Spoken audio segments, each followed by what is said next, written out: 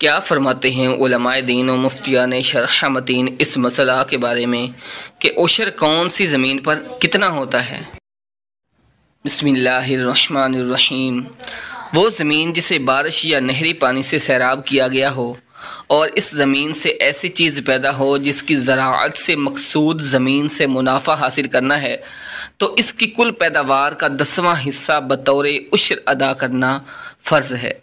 اور جو زمین ڈول یا ٹیوبویل وغیرہ سے سیراب کی گئی ہو تو شرائط پائے جانے کی صورت میں اس کی پیداوار پر نصف عشر یعنی کل پیداوار کا 20واں حصہ دینا فرض ہے۔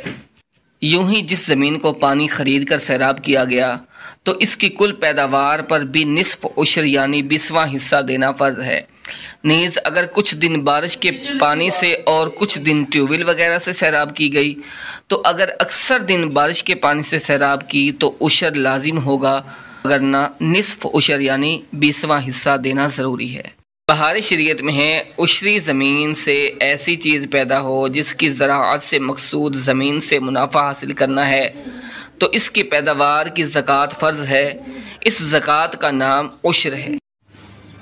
اسی میں ہے کہ جو کھیت بارش یا نہر نالے کے پانی سے سیراب کیا جائے اس میں عشر یعنی 10واں حصہ واجب ہوتا ہے، اور جس کی آبپاشی ڈول سے ہو اس میں نصف عشر یعنی 20واں حصہ جو ہے وہ واجب ہوتا ہے، اور پانی خرید کر آبپاشی ہو یعنی وہ پانی کسی کی ملک ہے تو اس سے خرید کر آبپاشی کی جیسا کہ ہمارے ہاں نظام ہے، تو جب بھی نصف عشر یعنی 20واں حصہ واجب ہوگا۔ اور اگر وہ کھیت کچھ دنوں بارش کے پانی سے سیراب کیا جاتا ہے اور کچھ دنوں ڈول سے، تو اگر اکثر بارش کے پانی سے کام لیا جاتا ہے اور کبھی کبھی ڈول وغیرہ سے تو عشر واجب ہے، ورنہ 20واں حصہ ہی واجب ہوگا۔